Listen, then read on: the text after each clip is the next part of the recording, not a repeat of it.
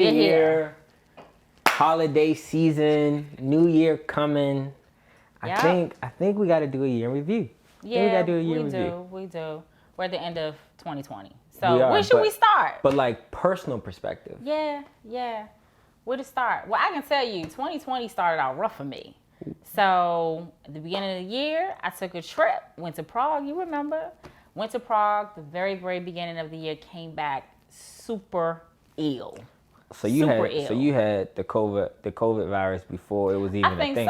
I think so because it was crazy about it is when I came back, I literally got sick the next day, and I went to the doctor's probably the day after that, and they started running all these tests. But this is before people were testing for corona, so there was no coronavirus testing happening, and it wasn't even. I don't even know if it was widely publicized, bless you, in the U.S. yet. So I literally the doctors were running all these tests. Like for weeks. It was the same for me. I was sick too. No, but I was sick in a different way. So you were sick, but I was sick. Like I had a lot of gastrointestinal stuff. You were having like a whole different, we weren't having the same kind of symptoms. It's weird because it's like everyone's had different symptoms. I was watching The Good Doctor earlier and I saw how their COVID episode and how it continuously progressed in everyone and like more and more symptoms kept becoming apparent for different people. Yeah, because a lot of people now are having gastrointestinal things going on. Really? Is their first signs of symptoms. But remember, in January, February, March, when everybody was talking about corona, it was all about respiratory conditions. And so I wasn't having a lot of respiratory stuff at all. I was having all this other stuff. So I was literally going back and forth to the doctor's office. So you were broken. So I was broken. I was pretty sick. I was pretty sick in the beginning of the year. So all my plans changed. So everything that I wanted to do and everything that I was thinking about doing at the beginning of 2020, I was knocked out. I was out for the count for a couple of months. So that's how 2020 started for me immediately. So, and you got sick in what, February? February. So, but you were still. I got a bunch of blood work. I had a sleep study. I was just tired. You did a bunch of stuff. You were having exhaustion still. I was having that too. But when I was having the exhaustion, the doctors kept telling me, well, it's related to all the dehydration. I had a whole bunch of dehydration going on. So I was extremely fatigued. So that's how 2020 started, I think, for both of us. In different ways we were sick. But I set out to have and do a lot of things. I had a lot of things I wanted to accomplish. One of the biggest goals I had for the year is I was going to have this wonderful blog, and it was going to be popping at this point. I was going to have all these people that have read it, and I had all these plans. And I did everything that I needed to do. I know. So I purchased the blog. I set it up. I named it. I was excited about it. So my goal was to have this fully functioning cyber blog. And I was really excited about it. But then once I got it all set up, I realized that every time I tried to write about cyber related things, it wasn't that I have the knowledge, I have the expertise. So writing about cyber stuff is easy. But it would be like all these other things would be happening while I was writing. Like, you need to talk about this. You need to talk about that. You need to talk about this. So your mind was scrambled.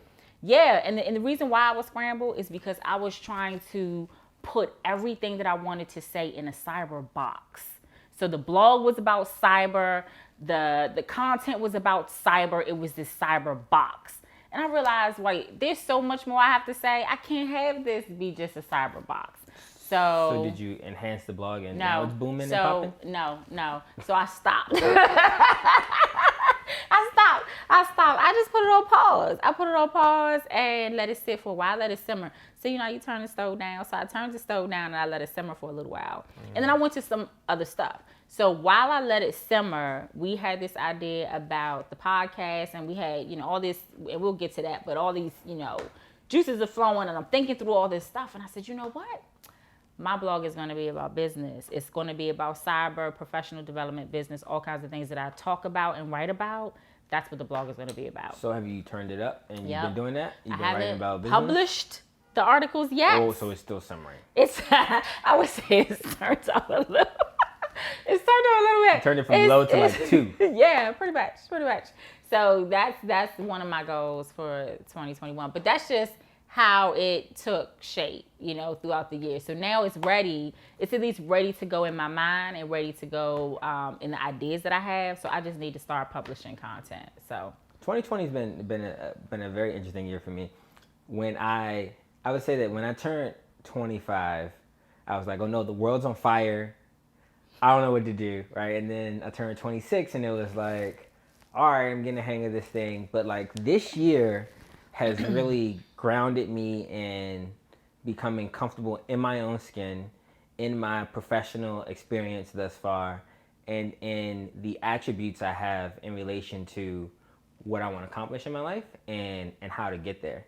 And this year, I did so much. I was all over the place. It was like the pandemic happened, and well, it kicked off in like late March, mid-March, late March, and then it like took full force in April where everything was shut down. And in that moment, I was like, oh yeah, this is perfect. Isolation, everybody gonna be in their own home. That's exactly what you said. I can just go in my little hermit shell and just work. And what I found in that was I wanted to accomplish everything and tackle the world. And so I didn't become more focused. I didn't become more narrow visioned. Instead, I was doing way too much. Everything at once. I tried to do way too much. And, you know, one of the things that I've learned throughout this year is God has a plan for me. And the plan is for me to stick to the plan. Yeah. Because he gives it to you. I've been telling you that since you were young. Like, you get the thing about your life, and you know, I wish I could say the same for mine, maybe because I'm your mother, but I've always seen I can see the vision. You know, it's like, oh, I know this is what Daniel's supposed to do. Oh, Daniel needs to do this. Let me enroll him in this. Daniel needs to do that. So it's like I could see it. It wasn't just me just picking stuff for you to do. It was like, oh, this is, yep, let me put him here. Oh, yep. It was like I got this clear vision. And I'm not trying to, you know, make it that it's so clear that I wake up in the morning and I know exactly what to do. Some of it is, I think that this is it. And so I go with it. And then as you gotten older and you're your own man in your own right and doing your own thing, I'm like, yeah, what are you doing? Because I don't think that's it. I've told so many people that when you're super talented, this is going to be a moment where people are like, oh, he's arrogant or cocky, but whatever. When you are so talented at everything you do, and you're just good at everything, and maybe not so much just because it's raw talent. A piece of it is raw talent, but like when you have the aptitudes and the skills to learn and to commit to something, and you have the ability to retain information and get good at it very quickly, it's hard if you aren't focused to figure out what you want to do. So for me, you have that like me. So for me, every time I want to do something, you know, I'll drop everything and start doing that. Maybe that's the Aries in me. Well, those people that like horoscopes, but I'm just like, all right, this is great. I'm gonna do this, and I dive into it, and I spend a lot of time on it, and I learn it, and then it's like I'm like a kid that just sees another shiny things just dangling in front of me. Yeah. And I'm like, oh, let me try that. And then I dive into that. Then I dive into the next thing. So this year, you know, I dove into so many things, and it was so many lessons learned for me because, one, I lost a bunch of money. Two, I lost a bunch of time. And three, I lost relationships that probably should have gone. And, you know, I don't want to say I'm thankful for the pandemic because I'm not, but I'm thankful for the growth that I've had across this year. So some of the things I did, you know, at one point when the pandemic first started, I got into selling masks. You know, I was sourcing masks on Alibaba. I was sourcing masks through some of my friends that do development and construction and some of their contacts over in China. Like I had all these mask connections. I was building a whole business model on masks. I even asked, a lot of people don't know this, I asked Frank at one point, I said, listen, I got these mayors because we went to the mayors conference. No bunch of mayors, no bunch of political or governmental officials in different cities across the country, and a lot of rural areas didn't have as much access to masks and PPE as like DC, where we are, like New York. And so I called Frank. I was like, look, this is social impact to its fullest. I need you to ask somebody to give me a plane, and I'm gonna fly to China. And I'm gonna get a million masks and bring them back. And I lie to you now, he was like, what makes you more qualified to do this than one of these government agencies? Right. I was like, listen, I got the plug. I'm gonna get the financing. I put it together, this whole Like, plan. I can do it. I had somebody that was gonna give me a loan, and we was trying to figure out like what I was gonna put down to get that loan, to then get the mask, to then resell to the government. So I spent so much time trying to get masks, and I even to prove my business model, I even bought probably like $10,000 in masks myself, and like was selling them to be like, look, it's a market, it's working. Right. And all in all, it did not work out the way I wanted it to. I mean, I made my money back for the masks that I sold, but in terms of like a large quantity, it didn't work out because of so many different things that I was doing. Like another thing, I got into options trading. I had a friend when the market's been fluctuating so much this year, and when there's so much market fluctuation, you can capitalize on it big time, you know, with options. And so one of my friends told me about options. She was like, look, put your money in this. She was like, their earnings report comes out tomorrow. I think they're going to boom. And I think I put my money in, I want to say it was Netflix. And I made like $1,500 in like 10, 20 minutes of like making that trade. Sold them. I was like, ooh, this is great. This is it. This is it. Kept going. I was like, I committed every morning to reading a couple articles and being like, I'm gonna execute a couple trades, and then boom, I'm gonna make a lot of money. And mind you, you know, she said that she was making about $16,000 a month or a week trading options because she had other people teaching. So I was like, ooh, I'm gonna do this. So from the masks to the options, I was all over the place. Mind you, I was also doing a bunch of work with Good. I was also thinking about how I could build my personal brand, how I could build a consulting firm. Ended up losing all of my investment money on options because I didn't know what I was doing. What's funny is I remember when you called me and we were talking about the mask business, I was like, you know, at the time that you were even thinking about it, we were hearing publicly, you know, CDC, the health-based organizations were saying people don't need to wear masks. You know, it wasn't even a thing yet. It was like, people don't need to wear masks. I was trying to be on the forefront. It was like, there's no evidence that, you know, wearing a mask is going to, be preventative in any way. And so you called me like, I'm doing masks. I'm like, what are you doing? Like, there's no evidence that that's even going to work. Like, we're not even going to be in a pandemic long. This is going to be a couple months. Like, that's what I was thinking. I was like, there's no way this is going to globally shut us down for 2020. I mean, really, that's what I was thinking. And I was basing a lot of my thinking on what I was seeing and hearing in the news. So I'm thinking this is going to be a short wave. And, you know, of course, months later, we saw that wasn't the truth. But yeah, I think you had foresight and you were planning. It was a good plan initially. It just, you know, we tried and we failed. And then I also started a COVID cleaning business. Yep. It was working a COVID cleaning business with my dad, where he had about 5 different sites across the city cleaning firehouses and you know, doing like emergency response cleaning. So I was managing one of those sites for him. Again, I was still doing what I was doing good. I was trying to do options in the morning. Trying to sell masks. And I was also trying to sell masks. So I was like, pandemic, ooh, this is when, because what I realized, and you know, I think I said this in the last episode, the history repeats itself. And when I've heard stories and have read people's bibliographies, read these bibliographies about, you know, how they became rich or how they became successful, it's recessions and downturns in the market and moments like this in history where, as we've seen, the wealth gap, you know, expands tremendously because of the opportunity that circumstances like this, you know, present.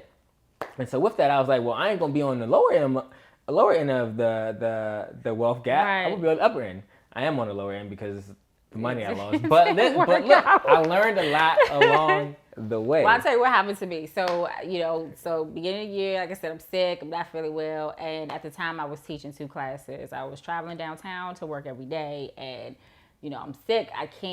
I'm, you know, low functionality. I'm not really able to manage like I want to. So I'm trying to reset and get myself well.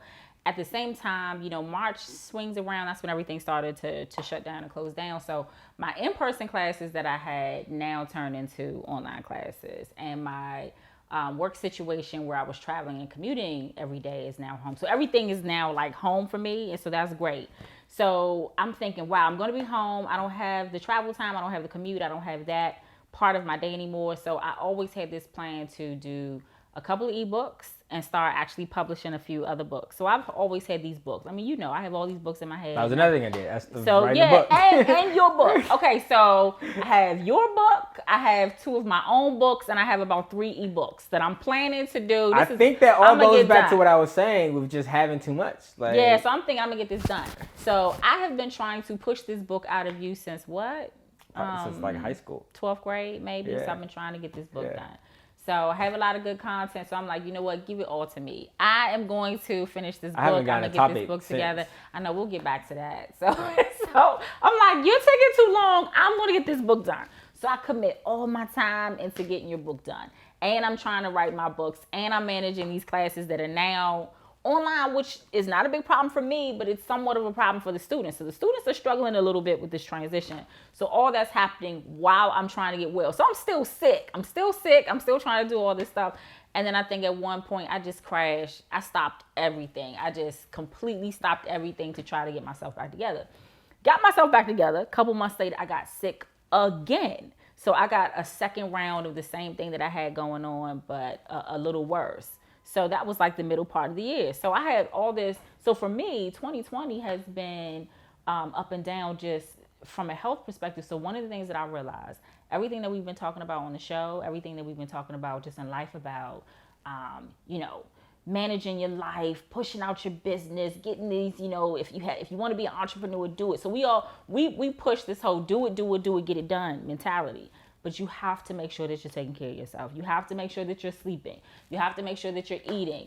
If it's the simple things like taking vitamins, you have to do it. So the same investment that you need to put into managing your life and your business and being great, you have to make sure that your health is intact. So the whole time that I'm trying to push all these things, get these books, I'm thinking I have all this time now that I'm home. I crashed and burnt out. So I had to reset. That's an important point, because what a lot of people don't realize is even when you're taking care of yourself, you're exercising, you're eating well, balance is key. Because it's absolutely another key. thing that I did, I was doing my daily HIIT workouts that I started. So I was also like, I'm gonna build this fitness brand. And you were doing great. I had people watching you. You had Instagram Live. I had a bunch of people watching. It was awesome. I was killing myself trying to do your workouts. Midday, 11 o'clock. I was doing HIIT workouts. It was great. Every day of the week. And what you'll see, or at least what I saw, you know, you had all of these people that do fitness workouts was doing IG Live, but none of them was doing them every day. And I was like, that's how I capture my market. And for me, again, thinking about, you know, enhancing your overall well-being. Right. I was working out every day. Of course, you think if you're working out every day, that's good for you. But I was also burning myself out. I wasn't taking enough time to rest. And so, you know, a couple weeks into working out every day, as I really started to build an audience and almost hit my climax and my peak, I messed my back up doing those workouts every day. You know, and so you had to stop. And it derailed me. You know, I had to go to a neurologist, started going to a chiropractor. My back is still messed up now. It's not funny. You were trying so hard. You know, all in all, you know, I would say the 3 main lessons that I learned this year were, one, it's super important to be focused. And, you know, we often hear that, and I've definitely learned that over the course of, you know, my professional career at this point. But it's one thing to know it, to learn it, to experience it. It's another thing to put it into practice. Right.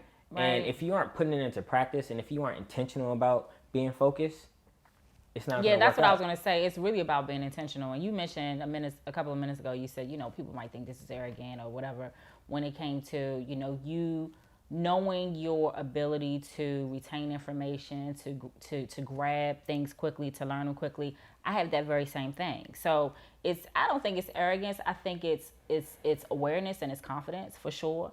But I think everybody has to know what they're really, really good at. So if you know that you're sharp and you can read something, regurgitate information, learn something fast, and quickly apply it. That's your strength. That's your superpower. So that's what you have. That's what I have. That's one of the things that keeps us going. At the same time, you have to be very intentional about things that are just everyday stuff: eating, sleeping, resting. Like you have to factor that into all the other things that you're doing. So if you're hustling, you're trying to get things done, you're trying to be an achiever, you're goal oriented, do all that stuff. But the same amount of effort and thinking and time that you put into that, you have to do that for like your self-care and making sure that you're taking care of your mind, body, and soul, because your mind can't keep going, your body can't keep going if you don't give it what it needs to replenish your mind so that you can keep chasing those goals and those dreams. So that was something I had to remind myself of this year. And that's a perfect, for sure. That's a perfect point, because one other example, that I gave in one of our previous episodes is that success leaves clues. And another thing that I started doing this year was selling health products. Oh yeah. Network marketing. You did a bunch of stuff. and if there's anything that I learned from that experience, over the past few months, is the individuals that I looked up to in the network marketing industry. Specifically Green Dulcie and Natalie Nicole, who both sell TLC, the products I was selling. They are hyper focused on selling. And I remember specifically, probably about a year and a half ago now, when Green was trying to get me to join, she was probably making about $2,000 a month. At any point when I was engaging with her this year, she was up to $10,000, $15,000 a week. And that's all within a year. And I've noticed, and this is why it's so important for people to pay attention to other people around them that are successful. Don't just pay attention to everyone flexing. Don't just pay attention to the flights and the clothes and the cars. Yep. Actually pay attention to the habits that they have to see if it aligns with the success they have. And that'll let you know if that success is authentic and if it's clear. Because again, one of the things that I noticed from them two specifically is they are very serious about their business. I've watched Green's development, over the course of her experience selling these products, and her Instagram, her social media is very clear.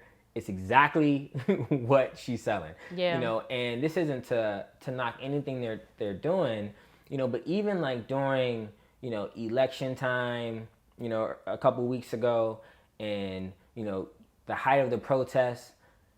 I'm sure they were with the protesters and people out for get out to vote initiatives in solidarity. Right. But they wasn't posting about that. Yeah, they were posting they still posting about their stuff. Yeah, they still hosting their IG lives at 8:00 every night. Right. And that is what really was I guess a light bulb moment for me this year.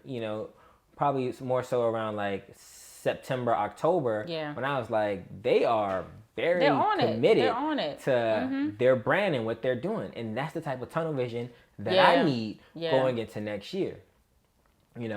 And another thing I learned this year is the importance of managing the people around you.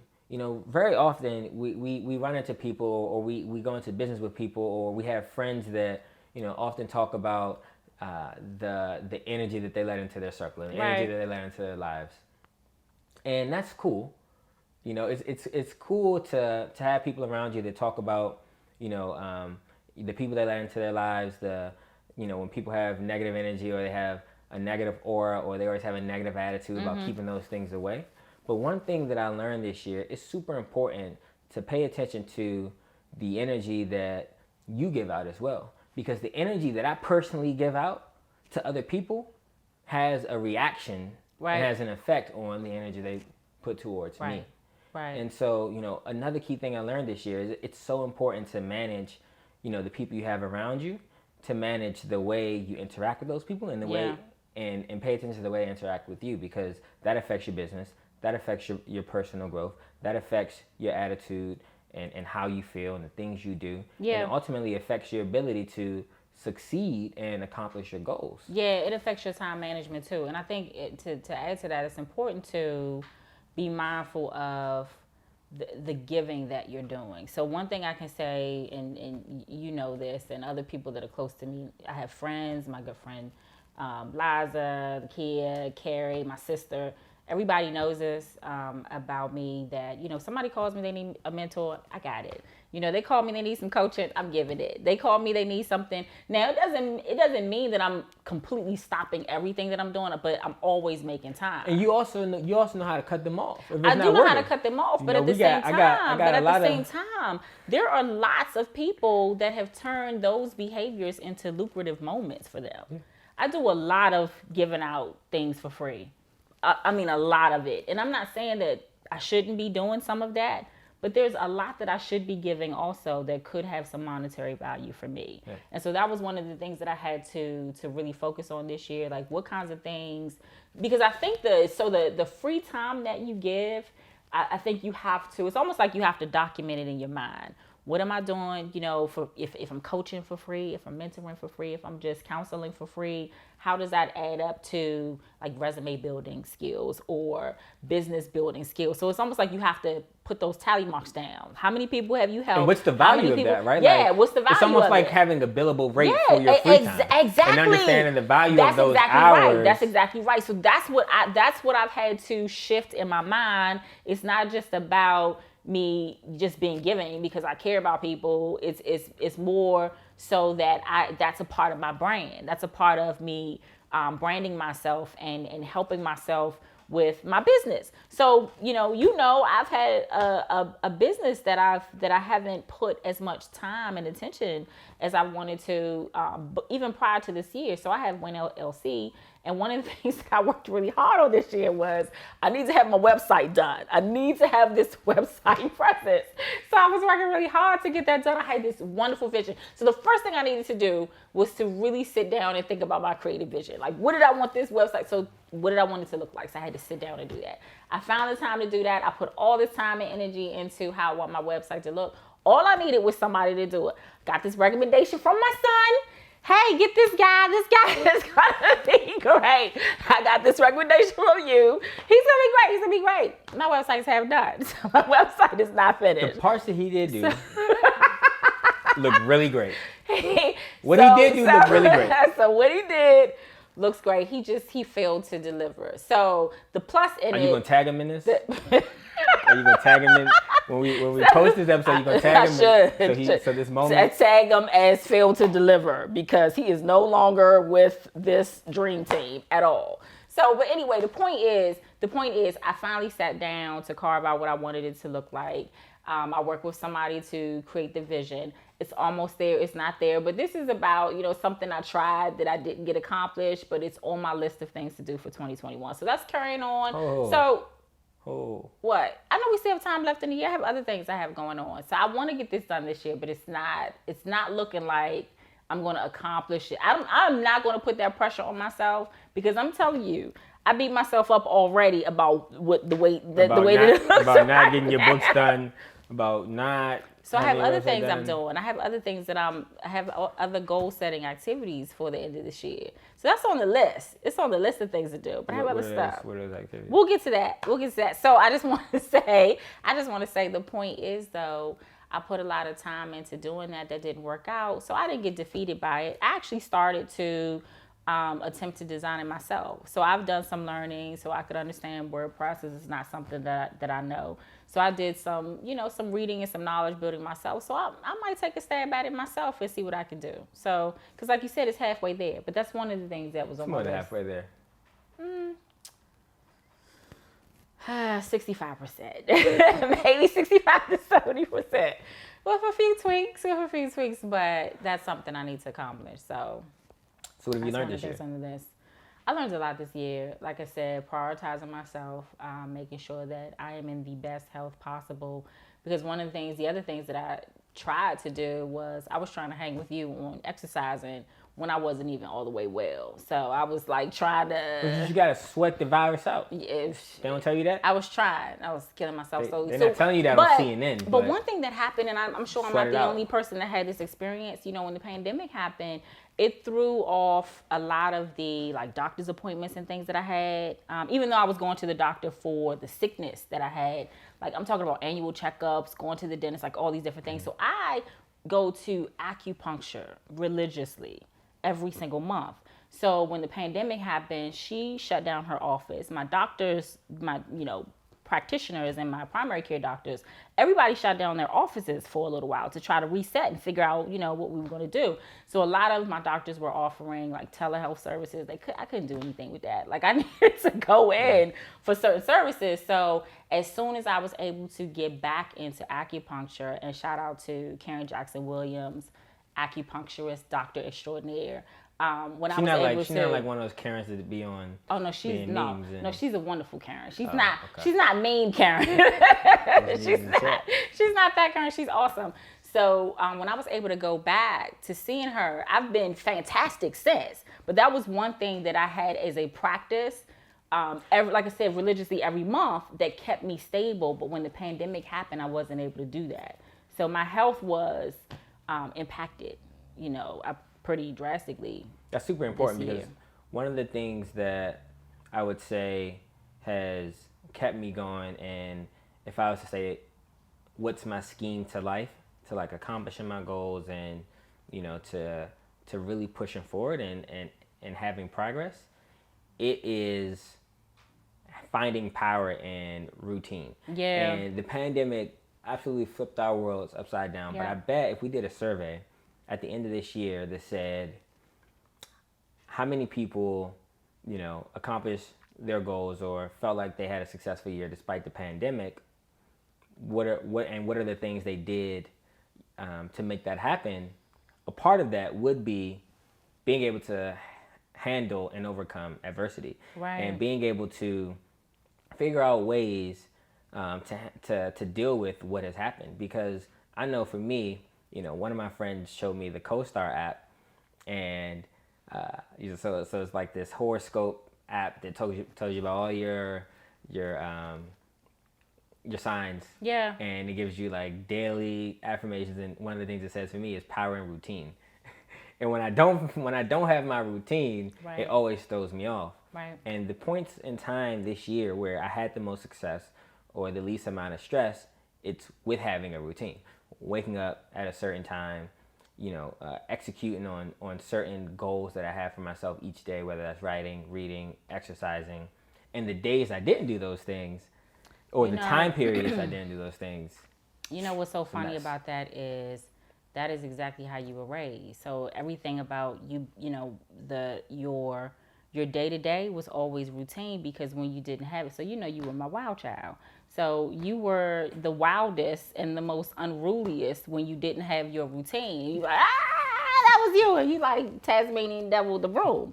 So when you had the routine, it helped settle your spirit and keep you consistently doing things. And it's funny how, like as an adult, you figured that out on your own. Like I didn't say, well, Daniel, this is how when you were a kid, like, you should do this. You just figured it out yourself. But that's what's helpful to you. So one of the things that I've really been tapping into this year is I put a lot of time and effort and energy into making sure that you had the stuff that you needed. And I realized that I haven't quite done the same thing for myself when it comes to routine. And I mean, I've had some routine in my life and some things that have been consistent. But I think this year with, like I said, being sick and not finishing projects and the inconsistency of just life, I felt really scattered. So I think probably around August is when I feel like I finally found my groove again.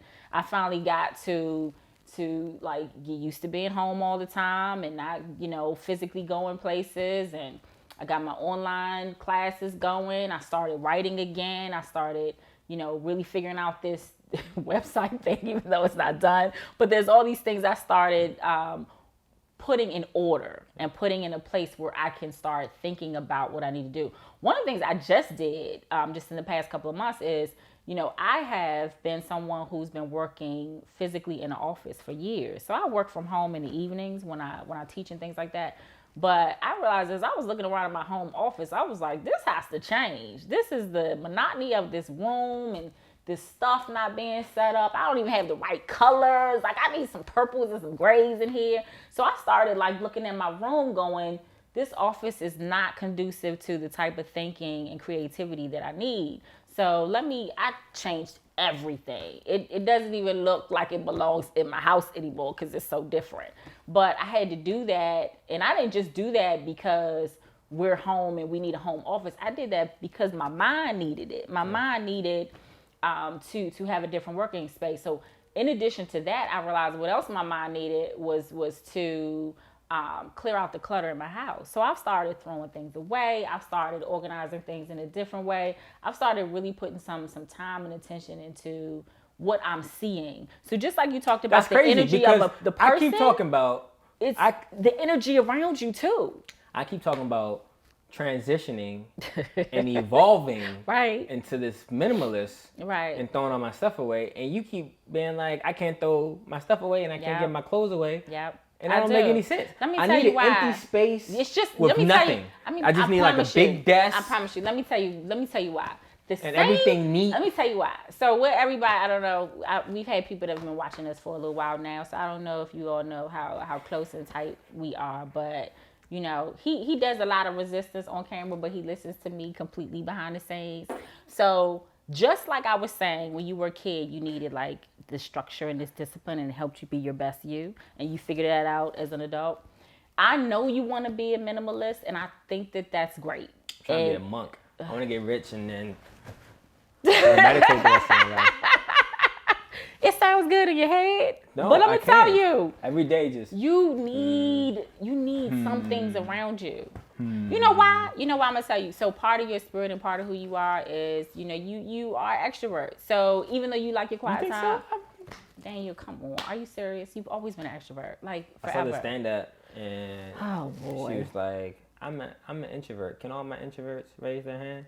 And you put your hand out. But did you put your hand out? And she was like, see, y'all lying. Y'all not introverts. And that's how I feel. If it was a thing. This is what I think. I think that you're definitely an extrovert, but I think you also need thinking time. I don't think it's so much that you need. So the difference between like an extrovert, so an introvert sometimes needs quiet time away from people because their energy sometimes is pulled by having so many people around. So they need to come back and get some reserves. Yours is not that you need to get by yourself to get reserves. You just need quiet time to think. Sometimes you just want to be productive and you need to be by yourself to be productive. That doesn't mean you're an introvert. Just because you want and enjoy your quiet time in your space and the comforts of your space, does that mean you have introvert tendencies? You thrive around people just like you thrive around things. So I'm not saying don't get rid of all your stuff. Why are you trying to psychoanalyze me on camera? Because I'm your mother. Like, it's what I do. Come on, this, and it's about our relationship. This is what I do. Stop it. So this is what I do. Right. So I don't think you need to throw all your things away, but I think that if you have some things that you're not going to use, Nathan's laughing at us. Things that you don't want to use, I think they need to find a home. Yeah, they can donate. Well, that's not the same as you need to get rid of everything. So if that's the lesson, a lot of stuff in here. That's the lesson that you learned for 2020, you need to take it away because that's not the lesson. That's not the lesson. If that's what you think you've gotten to, I don't think that's it. I think you need to go in your closets and figure out what you want to get rid of and where it could be better served. Maybe. I think you need to look at it that way. But going back to one of the things you had just said before the me throw everything away topic, you said it took to August. Yeah, for you to get it took me a long time. It took me to probably September. Yeah. Like, again, when the pandemic first kicked off, I was doing so much that I didn't really have a routine. It was like a routine in my mind. But then like May, I started hitting my stride with my workouts and stuff. And then I went on that tour, you know, with Good, my company at the time. And that completely derailed all of the routine I had. My healthy eating, right? Because I've still been vegan up to that point. And then I went on tour. We was all in the South, only eating barbecue and soul food every day. There was no vegan. There was no vegan restaurants in the South. Right. And not having a regular routine because we were working all day, doing our purpose parties at night, waking up early.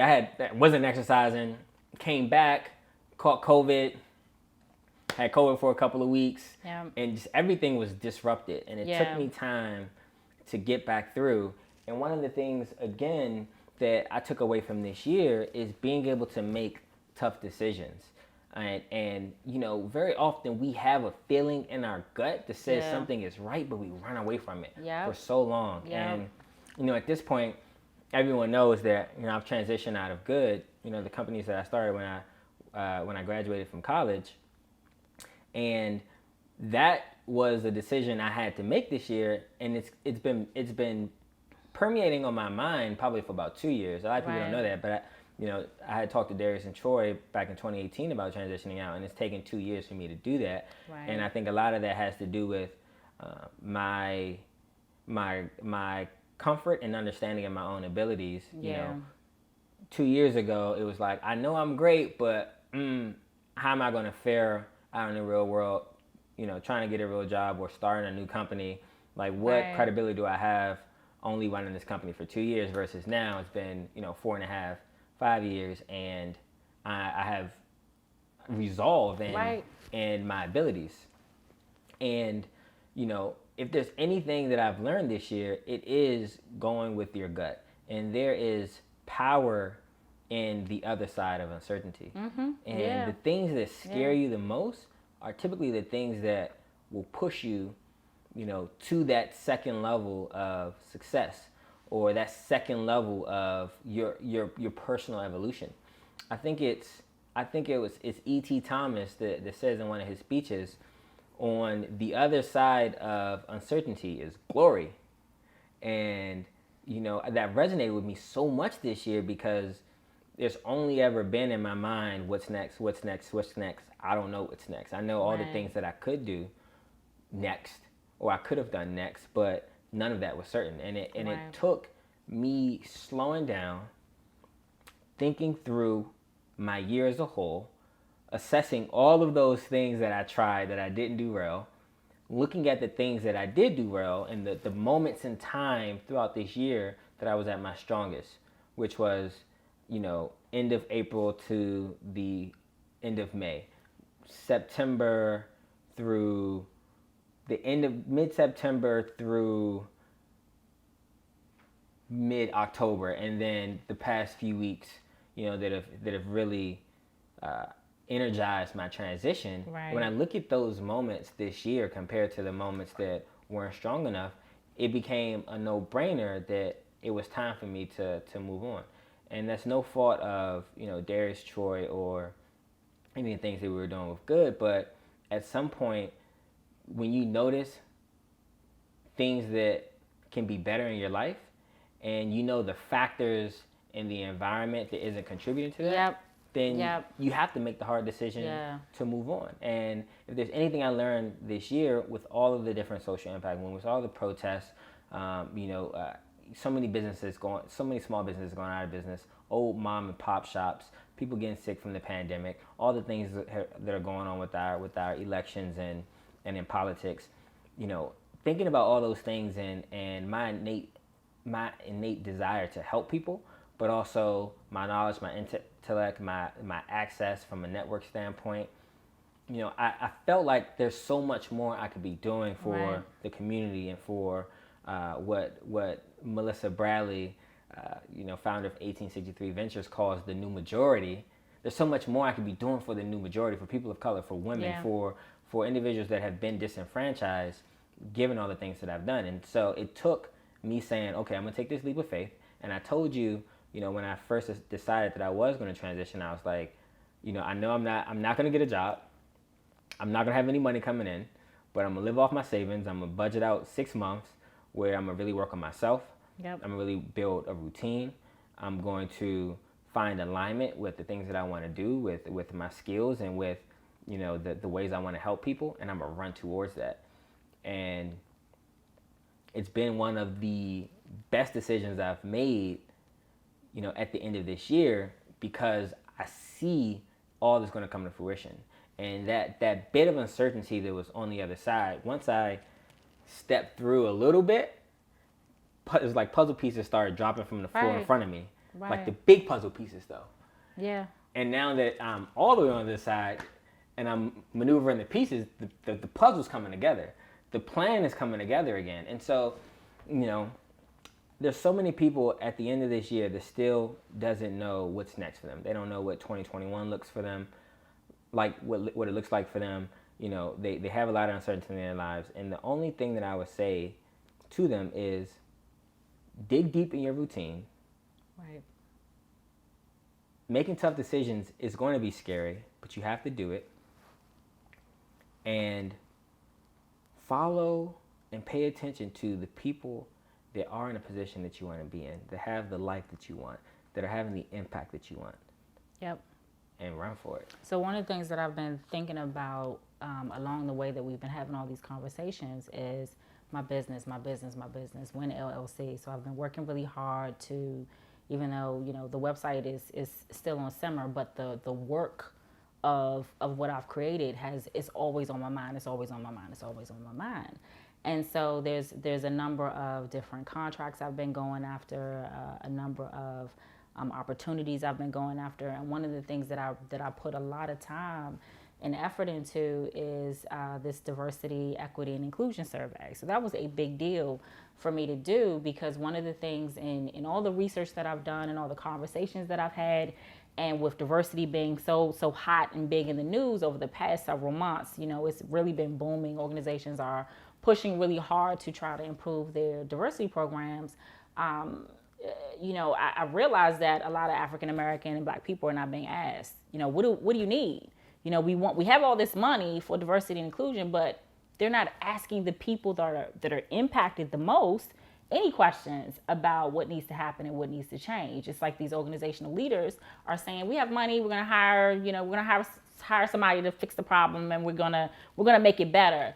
But you have to ask the people that are impacted so that they can have a voice to improve, you know, so that the organizations can actually improve and so they can benefit from those improvements. So I created this survey, I put the survey out there, I've gotten just more input and participation than I even thought initially. So I'm excited about it. So it's wrapping up. So one of the things that I have to do, must do this year, is I have to report out on the findings from that survey. So that's one of the things I'm going to be spending a lot of time on, and getting that out. So that's something that is really important to me to do.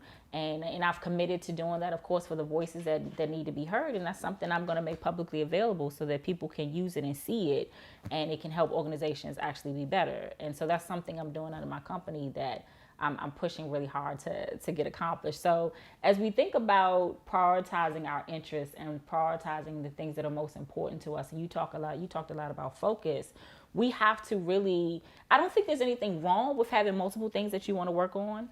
And multiple work streams that you want to work on. But, you know, sometimes it can't be this big. Sometimes you need to center it in and maybe focus on those 1 to 3 things that are relatable so that you can actually accomplish those goals. Because if you start out with 10, then you might have 10 unfinished products. So that's one thing that I definitely want to do. I have a number of things that I'm focused on that I want to finish and complete this year.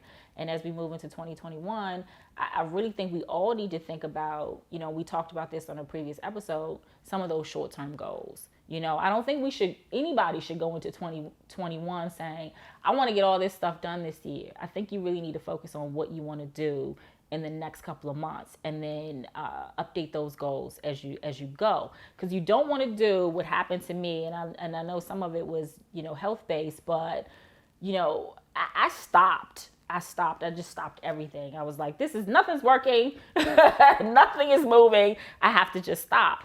And you don't want to be in a position where you have to just stop, maybe pause. But it is important to reset and refocus and get back up and figure out what you need to do. So one of the best consultation sessions that I've had was with this amazing entrepreneur named Lisa Yancey. Her firm's Yancey Consulting Group, and they were hired for us by the Ford Foundation 2 years ago to revitalize our strategic plan and to think about how we can become, you know, more narrow and our ability to help the community, and actually what it looks like to move families out of poverty. And I'll never forget, first day, Lisa had me, Darius, and Troy in this conference room. We did a full day session this first day, and she had us writing about all the things we want to do. It was like, y'all have good partners. What do y'all want to do with good partners? Well, we want to do consulting, social impact consulting. We want to help businesses have impact in the community. Good projects. We're going to move 500 families out of poverty over the next 10 years. Good fund. We started an investment fund. We was going to invest in minority businesses. We were starting a podcast. We wanted to be stars. We were going to be in LA and acting and entertainment. She had us literally writing out all of these things we want, the amount of money we want, like all the impact we want to have, all the companies we want to help, how big our staff was going to be. This really big, just day of dumping audacious dreams and goals, in like the next 5 years. And I remember being heartbroken by the end of that because she was like, okay, now we're going to map out the time. How much time are you going to put into this, into this, into this? And we mapped out the time. And you saw it wasn't enough We mapped out the that. time we was going to have to put into each one of those things to be successful. And then reversed it back from now to like the 5-year goal that we had. Yep. And it was like, this ain't gonna work. She was like, so now that we got through all of this, let's erase all of this. Yep. This is what we're gonna do, right? And it's almost like that's what you have to do. Yeah. When you sit down, and this is why being very intentional about the way you assess your life and your goals is so important, because you have to have a clear picture of where you want to be, what you want to experience, how you want to feel, and the time and energy it takes to get to that. Right. How much time, and you have to be realistic with yourself. You have to be real. Yep, you do. How much time do you need to sleep? Realistically. How often are you going to work out if that's part of your routine? How much time are you going to give to friends? Mm-hmm. How much time are you going to give to family? And then, how much time are you going to give to work? You got this much time to work. Right. And then how much time are you going to give to this project, this initiative? Oh, let me factor in travel, right? And let me factor in doctor's appointments and all these other things you want to do. Oh, let's factor in vacation. And if you can't be real with yourself about the time it takes to accomplish your goals and the time you have to put into it, then you aren't going to be successful. Right. And again, thinking about this year as a whole, I don't want to say I was spread thin, because I wasn't really spread thin, but I was chasing a lot. I was chasing a lot of things, and I was not narrow-minded and focused.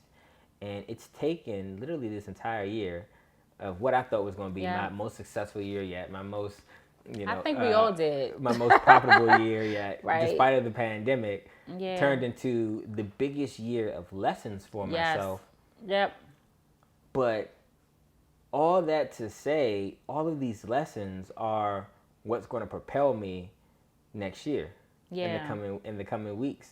Yep. This end of the year, I'm very grateful that the last September, October, November were months where I just sought clarity, and I assessed my year, all the things that went wrong, all the money I lost, and I was okay with it, right? Because in order to be an entrepreneur, in order to be successful, you have to be willing to fail.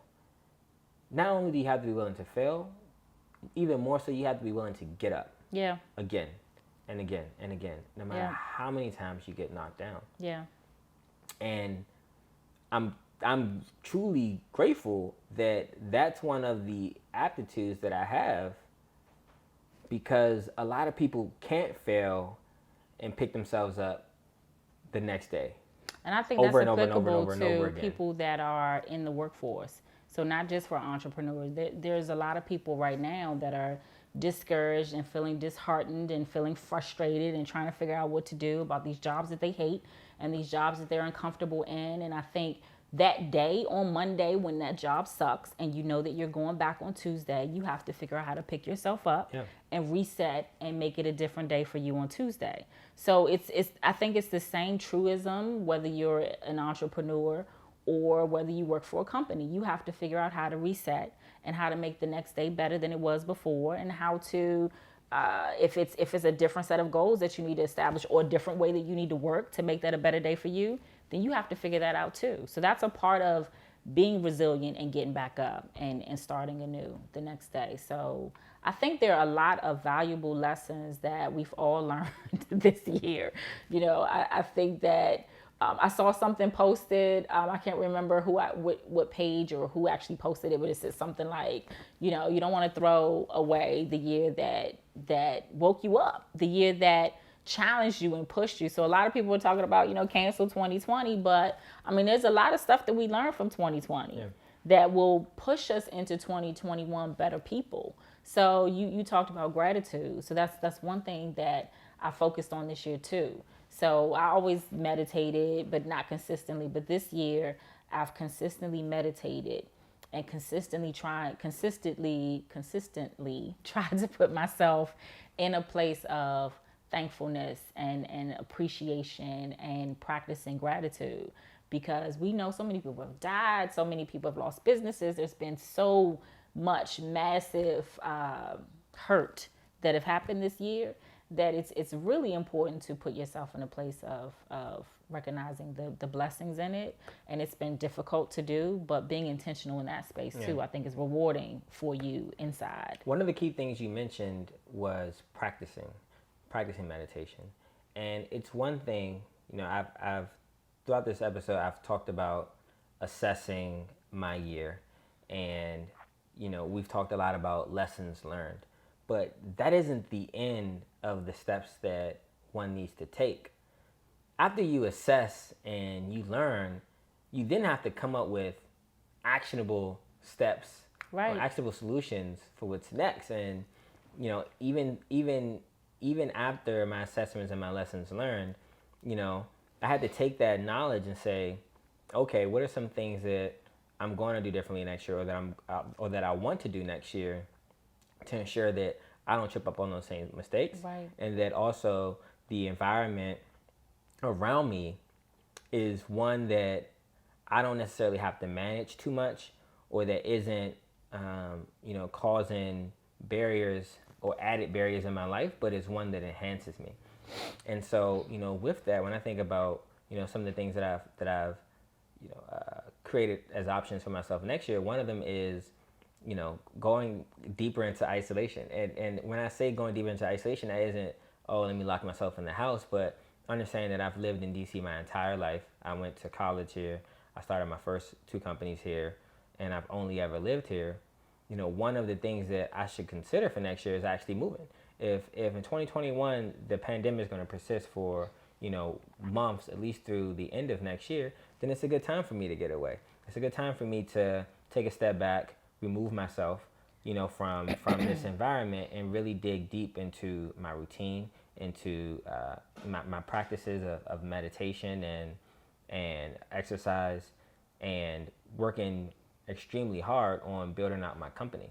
And one last thing about that, you know, with the new year coming, so many people, you know, will create these New Year resolutions, and it's everyone knows that most people drop their New Year's resolution after a couple of weeks or after a month. And one of the biggest ones is exercise. And when I think about New Year's resolutions, the common mistake that's made with it is we often wait until January 1st of that year to say, all right, now I'm going to start this. And I see January 1st as the beginning of the season. You know, I play football my whole life. I'm an athlete. So the beginning of the season, you aren't going to just pull up game one, let me ball. Nah, before the first game of the season, before then. You're going to practice, you're going to have 2-a-days, you're going to lift weights, you can create a training plan for yourself. And then once the season starts, boom, you rolling into it. Right. And I'm so glad you said you've been practicing meditation, because if one of your New Year's resolutions is I'm going to meditate every day, or I'm going to meditate, you know, for, you know, 3 times a week, what have you, but you've been practicing before January 1, you're in a much better position to succeed. Right. And one of the things that I've been trying to do with doing that, you know, those assessments in November of my life is, in December, how have I been able to build up all of these different, all of these different things that I want to accomplish, you know, in terms of meditating, exercising, having a clear routine, working on certain assignments and projects a set amount of time a day, and really establishing my non-negotiables. 2021 is gonna be my year, and I really hope that people have watched these episodes to understand that we aren't anomalies. No. Anyone can put themselves in a position to succeed, just like we're doing for ourselves next year. Yep. And if you can truly look in the mirror, which has been a common theme of this first season, if you could truly look in the mirror and be honest with yourself about what's holding you back in relation to self and external factors, right, about what you're good at and what positively contributes to your progression in life, and then make the difficult decisions to move towards those two things, then you'll be set. And do it now, because we're home and we're still in a pandemic, and we don't have as many distractions, whether they were our intentional distractions or not. We don't have those, because we have a lot of quiet time. It's some of it's forced quiet time. And so let's capitalize off of that. Let's capitalize on that time and be focused. And one of the things that we're going to start doing in the very near term. So we, of course, started this podcast in September? So we started the podcast this year. So we started it in the second half of the year. And from there, that was one of the things that we put our minds together to do. We've done it. We've had a number of episodes we're excited about. But in addition to that, we have Behind the Scheme. So we have Behind the Scheme happening. So that's going to be another way for us to engage with all the great people that have been watching us and hearing us and listening to our content. It's going to give us an opportunity to really find out more about what's making other people tick, because everybody's hearing from us. They're hearing sort of our secret sauce and what we've been doing and what's kept us going this year. But this gives us an opportunity to hear from other people. So next year is going to be a super exciting year. It's been a good season. Yeah, it's been awesome. I'm glad we did it, and it was easy for you, probably a little bit more difficult for me, because it's just back to that introvert and extrovert conversation. You're like, camera time, lights, I'm ready. And I'm like, oh, wait, camera, lights. Okay, let me wrap my head around us actually putting all this content out. So we're here. We've been doing it. It's been awesome. Good season wrap up. It's been a great season, babe. Great season. Woo! We're done. We're done. Oh my goodness.